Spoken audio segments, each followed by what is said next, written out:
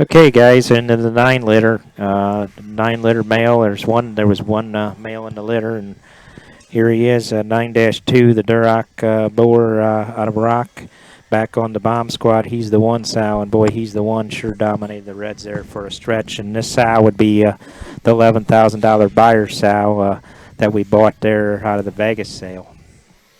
Yeah, here, if you're wanting one bigger on pounds, you got some here to select through, and they've got exactly the same proportions we're talking about. Again, we're not just putting this on repeat and saying the same thing. We kind of are, but we aren't. But those hogs are built exactly the same. The length of front, the jawline, the right kind of length of body, boxy kind of build with very good running gear on both ends.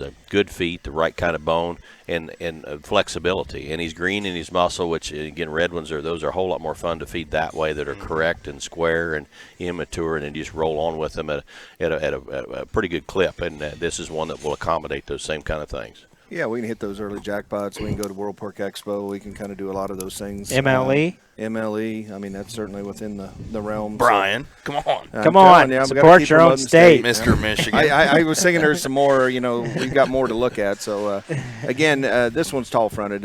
Really got a neat look out of the front end. And again, a nice bigger, greener kind of a barra that'll kind of grow into himself. And you saw the dimensions top to bottom in this red offering. So, no concerns with muscle here. Certainly one that's going to have a neat look out of that front end. Ben, the mother of this is the buyers. Is that what you said?